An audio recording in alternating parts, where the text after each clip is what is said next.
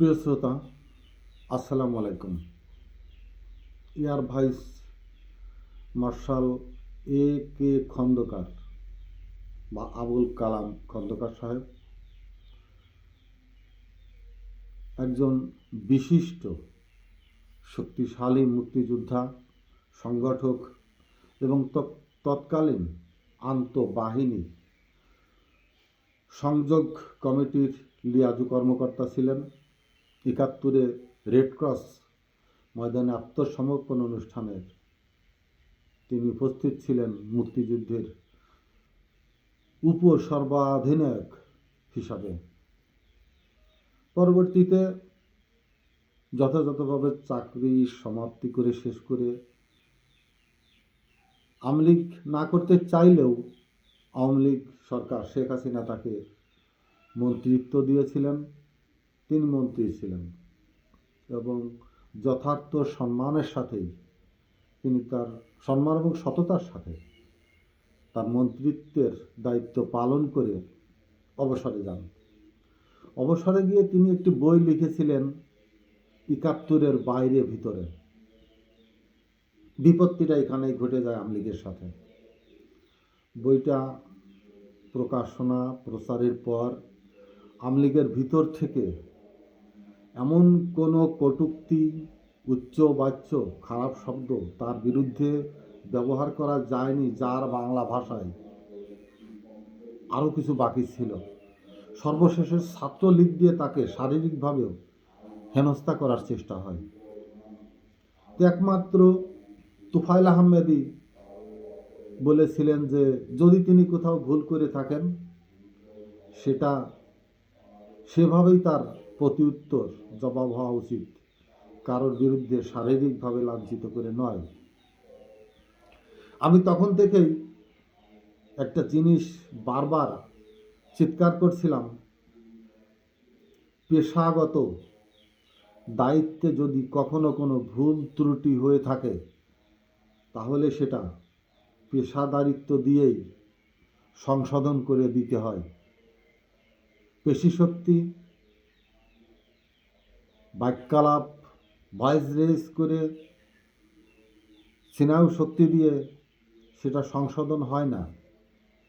একটা নিউজ পত্রিকায় প্রকাশিত হলে সেটায় যদি কোনো ভুল থেকে থাকে এবং পত্রিকায় যাকে দায়ী করে কোনো নিউজ হলে সেটা প্রতিবাদ পত্রিকার মাধ্যমেই যথাযথভাবে দেওয়ার উচিত এবং বাঞ্ছনীয়। এই পেশাদারিত্বের ভুল ভ্রান্তি পেশাগতভাবেই দেওয়ার এই কথাটা বারবার বোঝানোর চেষ্টা করেছি। অনেকের মধ্যেই সেটা পেয়েছি, অনেকের ভিতরেই সেটার কোনো প্রতিফলন আমার চোখে পড়েনি। আপনারা ইদানিং একটি জিনিস লক্ষ্য করেছেন, যারা অত্যন্ত দূরদৃষ্ট সম্পন্ন, সূক্ষ্ম দৃষ্টিতে এবং বিবেক দিয়ে লক্ষ্য করেন, ইলিয়াস এবং খালিদ মহিউদ্দিনের দুই ধারার দুইটি সংবাদই বলেন আর উপস্থাপনার মাধ্যমে প্রচারণাই বলেন। আমি প্রথমেই ইলিয়াসের কাছে ক্ষমা চেয়ে নিচ্ছি, যদি আমি বয়সে বড় কিন্তু আমি ভুল হয়তো করেছি। আসিফ নজরুলকে নিয়ে ব্যক্তিগতভাবে আক্রমণ করায় একটি ভিডিও করার পরে আমি রাগ করেছিলাম, বলেছিলাম যে আসিফ নজরুল বর্তমান সময়ে যদি কোনো ভুল করে থাকে ভুলগুলো শুধরে কোথায় কোথায় ভুল ধরে দিয়ে সেভাবে কিভাবে শুধরানো যায় সেটাই ধরে দেওয়া, কিন্তু তার ব্যক্তিগতভাবে একান্তই পারিবারিক কোনো কিছু যেন মিডিয়াতে উন্মোচন করা না হয়। এটা ব্যক্তিগত আক্রমণ হয়ে যায়, এটা পেশাদারিত্বে, সাংবাদিকতার পেশাদারিত্বের ভিতরে পড়ে না।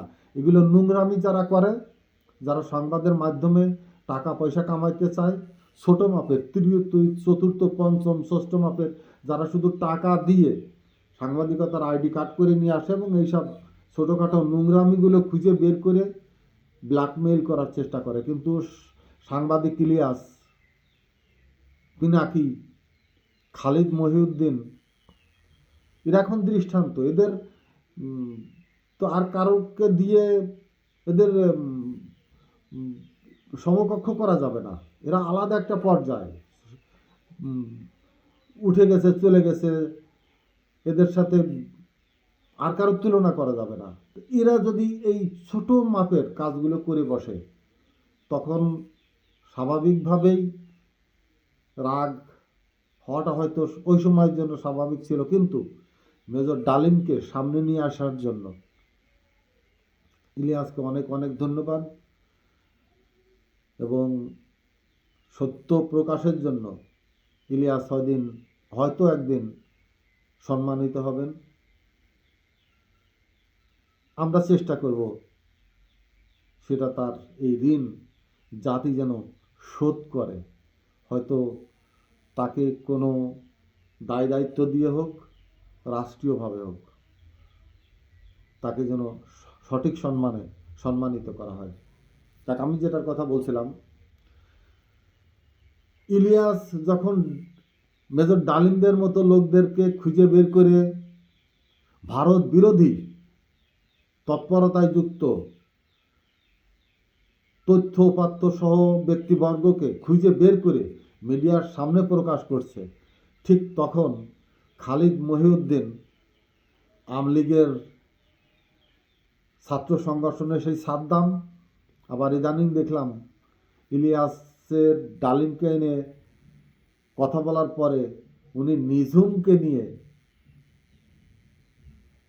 একটি অনুষ্ঠান করছেন। খালিদ মহিউদ্দিন করতেই পারেন। খালিদ মহিউদ্দিন সম্বন্ধে আমি খুব বেশি জানি না, কিন্তু অল্প যতটুকু জানি, উনি যে দৌড়াদৌড়ি বিভিন্ন কিছু করে গেছেন, ওনার প্রেক্ষাপট, অর্থাৎ যেখান থেকে উনি জাম্প মেরে ডাইসেবেলেতে গেছেন, সেই জাম্পিং পয়েন্টগুলো দেখেন। উনি প্রথম আলোর সাংবাদিক ছিলেন। প্রথম আলো দেশ বিরোধী, বাংলাদেশ বিরোধী, সামগ্রিকভাবে সার্বভৌমত্বের গোপন চুক্তি বা গোপন বিরোধিতা করে ভারতের পক্ষে গুণগান গাওয়া, ভারতের দালালি করা, ভারতের এজেন্টদেরকে এখানে বিভিন্ন জায়গায় নিয়োগে সুপারিশ করে দেওয়া, ভারতীয় এজেন্টগুলো পুরা করার জন্য বাংলাদেশের যত ধরনের নেপথ্যে যাই ঘটুক তার প্রতি সম্মান দিয়ে প্রথম আলো অনেক দিন ধরেই বিতর্কিত, এবং ইদানিং তো পিনাকি এবং ইলিয়াস রাজা করেছে, তাতে প্রথম আলো বাংলাদেশের প্রকাশনার ক্ষমতা রাখে কিনা বা সুযোগ রাখে কিনা, তাদের লাইসেন্স কেন বাতিল হবে কিনা, এমন প্রশ্নের সম্মুখীন হয়তোবা হওয়ার সময় এসে গেছে। তারপরে তিনি আসলেন কোথায়? প্রথম আলোর থেকে দরবেশ খ্যাত সালমান এফ রহমানের টেলিভিশন ইন্ডিপেন্ডেন্ট, গোলাম মওলা রনির সাথে মারামারি, হয়তো সবার মনে আছে যে টিভিটা গোলাম মওলা রনির পুরা কেরিয়ারকে ধ্বংস করে দিল, এবং যে মিডিয়াটা আসার পরে মিডিয়া জগৎটাকেই নোংরামের দিকে এগিয়ে নিয়ে গেছে ইন্ডিপেন্ডেন্ট টেলিভিশন। সেই টেলিভিশনে থাকার সময় আপনার কি ধারণা, বাংলাদেশের সর্বনিকৃষ্ট একজন আনসার সদস্য থেকে শুরু করে এমএলএএসএস বা প্রজেক্টে ভর্তি হতে গেলেও আমলীগের এমপি, মন্ত্রী বা সরাসরি আমলীগের প্রধানের ইঙ্গিত ছাড়া কেউ কোনো সুযোগ সুবিধা পেয়েছে, কোথাও নিয়োগ পেয়েছে? এই আমলীগের আমলেই খালিদ মহিউদ্দিন ডয়চে ভেলেতে সুযোগ পেয়েছেন। এই ইন্ডিপেন্ডেন্ট টেলিভিশন এর সাংবাদিক করার বদৌলতে সালমান এফ রহমানের উপহার স্বরূপ আমলীগের গুণগান যেন গায় তিনি, আমলীগের পক্ষে যেন তিনি কথা বলেন, আমলীগ এবং ভারতের দুই বন্ধুত্বের মাঝে তিনি যেন একটি সেতু বন্ধন হয়ে দাঁড়ান, এই সুযোগটা নেবার জন্যই খালিদ মহিউদ্দিনকে অমন একটি জায়গায় বসিয়ে রাখা হয়েছে। খালিদ মহিউদ্দিনের আক্রমণাত্মক প্রশ্ন, তার চক্ষু দেখবেন, মুখ দেখবেন, শরীরের ল্যাঙ্গুয়েজ দেখবেন, কতটুকুন তার ভিতরে সাংবাদিকতার আবেশ, সাংবাদিকতার মোহনীয়, আকর্ষণীয়, দর্শনীয় যে জিনিসগুলো লক্ষ্য করা যায়, তার কতটুকুন তার ভিতরে আছে। তার চেয়ে অনেক বয়স কম সাকিব নামে একটি ছেলে আছে, দেখবেন কত শান্ত নীরবভাবে উপস্থাপনা করে এই ছেলেটা। আরও অনেকেই আছেন, কনক সরার আছেন, যারা এগুলো করে থাকেন, তাদের সবার সাথে সবার চ্যানেলগুলো একটু দেখে এসে আপনি খালেদ মহিউদ্দিনের চ্যানেলের যে কোনো একটা অনুষ্ঠান দেখবেন।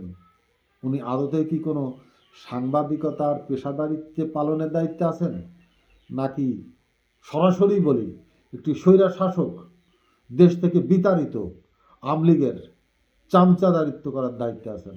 এবং এই খালেদকে নিয়ে কথা বললে আপনার যেই কথা বলুন তার রিয়াকশন দেখবেন কারা দেয়, কে দিচ্ছে, রিয়াক্ট কারা করে দেখবেন খালেদকে নিয়ে কথা বললে, সব ছাত্রলীগের ছেলেপেলে। এখান থেকে বুঝে নিতে হবে খালেদ মহিউদ্দিন সাংবাদিকতা করছেন নাকি প্রথম আলো বা ইন্ডিপেন্ডেন্ট টেলিভিশনের হয়ে ভারতের প্রতিনিধিত্ব করছেন। আপনাদের উপরেই সেই দায়িত্ব দিয়ে আমি শেষ করছি। আসসালামু আলাইকুম।